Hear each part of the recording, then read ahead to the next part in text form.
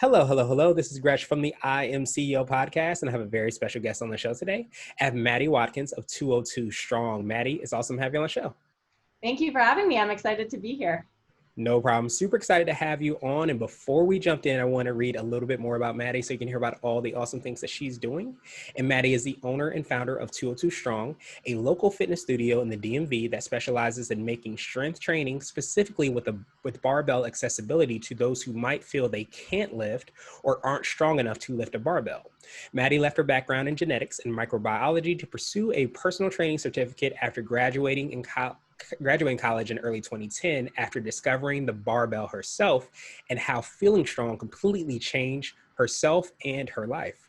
202 Strong opened in 2015, and today there are 2 locations plus a newly added virtual program, StrongLine. Maddie, are you ready to speak to the IMCO community? I am. I look forward to it. Awesome. Let's do it. So to kick everything off, I wanted to hear a little bit more on how you got started and your background and your CEO story. We'll let you get started with your business. Yeah. So like I said, about 10 years ago, when I graduated college, I had this, goal of getting a PhD in genetics and studying science, but I was always active and working out in the gym. And I had found the barbell from a personal trainer. And I just decided, you know what, I think I'm going to get my personal training certification and work at my local gym. So I told my parents, and they're kind of like, okay, sure. Not what we expected. Right. They're like, you always have this degree you can fall back on. And I said, I know, but I really want to do this. So I, became a personal trainer, and I worked with primarily women in their 50s. And I taught them how to deadlift and squat and do pull-ups. And I just loved it. I loved seeing their transformation and bringing the barbell to this community of people who wouldn't typically lift. And so then fast forward 5 years, I decided I wanted to expand that community and create an environment where more people could come in and lift and, find their strong, which is our motto, and just be exposed to the barbell, because it's intimidating. It's scary. If you don't know what you're doing, you can't just pick it up and start lifting, really. So that's what inspired 202 Strong to come into fruition. Nice. I absolutely love that. And it kind of even sounds like, and definitely correct me if I'm wrong, the barbell kind of sounds like it's definitely symbolic from being and creating that before and after, so to speak, that transition period. And it sounds like with all that knowledge and the experience that you have, you've been able to kind of help your clients be able to do that and do that within the community. Yeah, absolutely. And it's the most rewarding part of the job, is seeing those transformations. Mm-hmm. Yeah, absolutely. Seeing and being a part of that growth is definitely something phenomenal, and being able to kind of see that strong, as you kind of said as well too. So I wanted to drill down a little bit. I know you talked a little bit more about the community. Can you take us through a little bit more about 202 Strong and what you do to kind of help support the community and clients you work with? Yeah, so we are group fitness classes. So we bring the barbell into that group fitness space. And our classes are a smaller group size, so 12 to 15. We really want to bring that personalization, that experience into our classes. So when you think of 202 Strong, you think of the place where I walk in, I know I'm going to get help with my form. I know I'm going to learn how to lift. And I'm going to feel safe doing so. Safe in terms of with your form, but also safe with the people around you. They're not going to judge you. It doesn't matter what you look like, what your background is, and really creating that experience for the fitness community, to add that strength component, because it's so important and it's so rewarding and empowering. But people can find every excuse of why they think they're not good enough or strong enough to lift the barbell.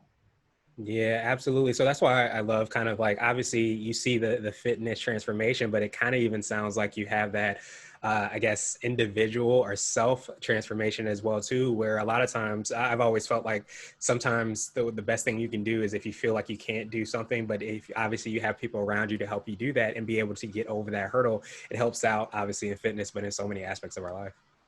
Totally. And that's how the barbell changed my life, and why I decided to become a personal trainer. because it's so much more than the physical. You know, you can add weight to your deadlift, for example, but when you add that confidence into knowing what you can and cannot do and build that personal resiliency, that's the magic right there. Yeah, absolutely. And it's kind of like what your parents said, about your degree. Once you have that confidence and you get over that hurdle, that's something that no one can kind of take away from you. So once you have that foundation, you can do, so many different things. Yeah, totally. Awesome, awesome, awesome. So now I wanted to ask you for what I call your secret sauce. And this could be for you or your business or a combination of both. But what do you feel kind of sets you apart and makes you unique? It's definitely creating that full experience. So the experience, it's not just a workout, it's not just a gym, but being in the service industry, we are in the industry of creating experiences. So from the moment someone walks into the door to the moment they leave, how can we leave our customers with a certain feeling that they remember and that they tie into 202 Strong? So saying people's names, getting to know them, the simple way of how you can critique someone's form and not overcorrect someone, but encourage them and help them find their strong and realize that they can do this in a nice way, but also then adding that challenge and let's challenge you and let's add a little bit of friendly competition. And so the whole experience is really what makes 202 Strong. And the secret behind that is your team of coaches. So your team has to believe in it, they have to live it, and then they have to provide that to every single class. And so, whether it's hiring, because I've had my fair share of good hires and not as good hires, but hiring the people who believe in the mission or believe in what you're doing, and then training them to properly teach the deadlift, right? So cultivating that team experience is, I think, the most important. And who helps you deliver your brand and your product. Yeah, that's absolutely powerful, and I definitely feel like anybody who's hired sometimes more than one person has experienced the ups and downs of sometimes finding the right fit. But I think what you spoke to, at least what I hear, is creating that culture and that environment. When you have that culture and that environment, on the people that do fit your team fit and they stay and they blossom, and then it starts to kind of bleed or go to the people that come through the doors. You start to get that really great experience. And when you were talking as well too, I thought of this quote where, people don't care how much you know until they know how much you care, and being able to kind of say their names, be able to kind of correct, their form and do it in a way where you feel like you're being helped towards reaching your goals is definitely something that's powerful. Totally. And I've learned one thing with hiring, you can have someone who's the most knowledgeable in the industry. They have all the credentials on paper and not the personality to match, or not the personality that might fit your brand. And then you might have someone who might not know, or have as much experience, but they have that desire to learn. Their personality is spot on. You can teach the knowledge, you can't teach the personality. And that, I think, goes into a big part of creating that branded experience, so that it's universal for every class. Yeah, absolutely. And again, it starts to trickle through and, having those coachable people, so to speak. But, sometimes, and I say this often, that we forget when we look at business, obviously you have to make sure you know your metrics, you make sure you know your numbers and all those things. But we often forget of that people part, whether it be the people that's on our team or the people that we're serving, and forgetting that sometimes we're missing the boat on how we're delivering those experiences that you spoke to and people get when they come into your environment. Totally. And for me in the fitness industry, it's the people industry. Yeah, absolutely. People first. And so I wanted to switch gears a little bit, and I wanted to ask you for what I call a CEO hack. So this could be like an app, a book, or a habit that you have, but what's something that makes you more effective and efficient? So my hack is it's a different one. It's not really like a book, but it's always coming back to being true to myself. So I think it's really easy to get lost in the noise, to get lost in the competition, into what everyone else is doing. And so when I come back to being true to me and what I want to do and what 202 Strong is about and why I started this business to begin with, it sets me on the right path again. Or if I'm feeling just kind of like stuck or blah or unmotivated, because we all have those days, no matter how much you love what you do, there's days where you just don't want to do it. Mm-hmm. But coming back to that original, reason of why I did this, why I started this to begin with, and what is it that I have to offer that maybe, these other gyms don't have to offer. Just being true to you, I think is so important. Yeah, absolutely. When you have that strong why for what it is that you do, it helps you to go, from those incredible highs that we have and those incredible lows that we have too. When you have that kind of North Star to come back to, it helps so much. Totally, because we're always going to have those highs and lows. Yes, and we have to get through the lows. Exactly.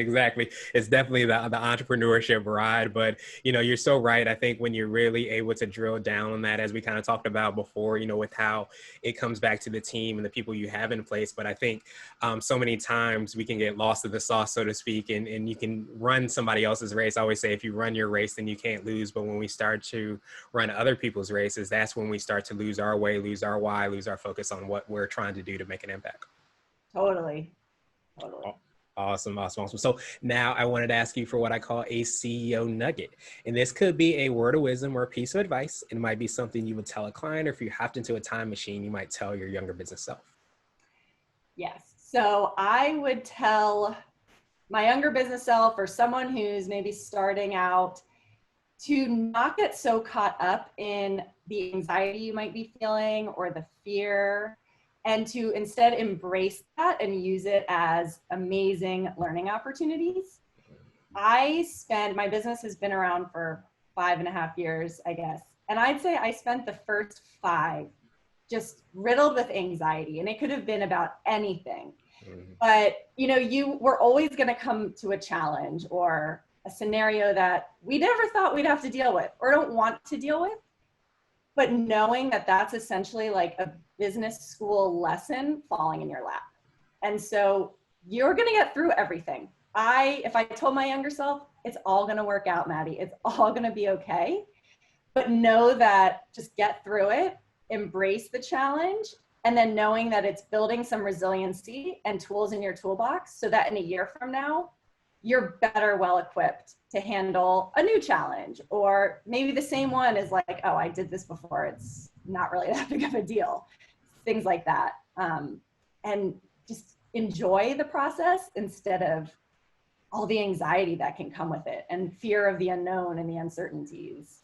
Yeah, absolutely. It's so funny. Like, I think that's one of the things that when I went back, well, I should say, if you go back in that time machine to tell your younger business self that, please share that with my younger business self as well. Because I think we all kind of have that part where, you have the anxiety, you have the fear, you have the unknown that you don't really know. And sometimes if you allow that to fully encompass your thoughts and your actions and everything, it kind of restrict you from being your best self. But I think the biggest thing that I realized is that, it wasn't just me. It wasn't, just Maddie. It was everybody that has those fears. But I think the difference is continue to kind of take those steps as, you've been able to do and you kind of talked and focused on. Yeah. And another thing, and this is for business and life, like we never know what tomorrow brings. Mm-hmm. And so one thing I always got worried about was, what if I, don't have enough staff or enough coaches, or what if someone leaves and I'm stuck? But as soon as that happened, someone else would walk through the doors, and I just had no idea they were coming. And so it's really just taught me, just day by day is the most we can do, whether it's in business or life, because you really don't know what tomorrow brings. And with that mindset, it helps to sort of ease that anxiety a bit. Yeah, absolutely. And it's funny, I think I had an internship actually, and my boss used to always say, control what you can control. And I think so many times we get lost in the things that we can't control. We can't control the past. We can't control the future. We can control our present and how we look and perceive things. So being able to kind of focus on those things helps us be put in that right direction. Totally. Awesome, awesome, awesome. So now I wanted to ask you my absolute favorite question, which is the definition of what it means to be a CEO. And we're hoping to have different quote unquote CEOs on the show. So Maddie, what does being a CEO mean to you? To me, being a CEO means being a leader. So being a leader in my community, for my team, for the members that come to my gym, because someone has to be at the top. Someone has to kind of run the show, make the decisions, and guide where the business is going. But ultimately, and it kind of goes back to what I've touched on before, being a good leader and empowering your team empowers them to really believe in the business and believe in their job and give it their all, which trickles down into, for me, the members and the community. And it just fosters this sense of a place where people want to be and they want to be part of. And if I don't inspire my team to grow and to become better, then they're just going to plateau. And then the members kind of feel that plateau. So, I look at it, we're all together. We all work together. I'm not better than anyone. I don't sit above anyone, but being a CEO is having the vision, being able to run with the vision, but then leading everyone to kind of follow along and be their best selves along the way.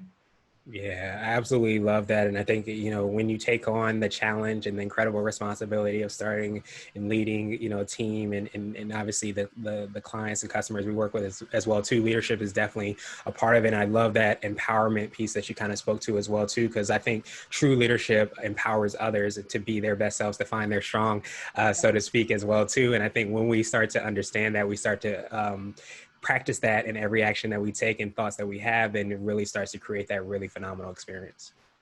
Yeah, and really without that, I mean, you can crunch numbers all day. You can write a business plan all you want. I'm clearly not a numbers person. I'm a people person. But you can have the best numbers in the world, but if you don't have, a team that wants to be part of that, what does the numbers mean, really? Unless your business is a one-man show, which there absolutely are some that are. But for me, I can't do everything myself. I need awesome people to run this show with me. Yeah, and I think that again is a great show of leadership as well too. Because I always say, to start a business, you have to have that ego to believe that I can create this and make this successful. But at the same time, you have to have that ego that's small enough or not as large enough to understand that I can't do everything. I'm not the expert at everything. So it's so important to have so many strong pieces and team members and organizations, sometimes even to partner with in place to make sure we all reach our vision. Right. And because we need to collaborate, you need to find people whose strengths are your weaknesses and being able to identify your weaknesses and say, like you said, like, I'm not good at this. I need someone who's really awesome, who wants to work with me to, master this part that I'm not as good at. Exactly. And I think we all have our lanes, as I kind of talked about as well too, and understanding that it helps us to kind of stay true to our mission and lean more into the things that we are really great at and are our gifts, so to speak. And when we can do that, then I think everything reaches another level. Yeah, agreed. Totally. Awesome. Well, Maddie, truly appreciate that definition and that perspective. I appreciate your time even more. What I wanted to do is pass you the mic, so to speak, just to see if there's anything additional you can let our readers and listeners know. And of course, how best they can get a hold of you and find out about the virtual programs, the in-person programs, and all the awesome things that you're working on.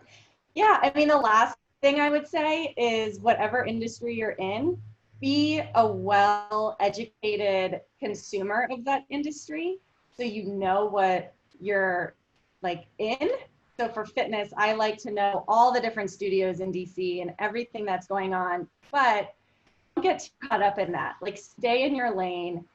Do you go back to being like why you started this, and just kind of let the competition just not even be your focus, because it's really easy to get caught up in what everyone else is doing and everyone else's Instagram posts and things like that. That would be my last tidbit. Nice. And people that want to get a hold of you, what's the best way?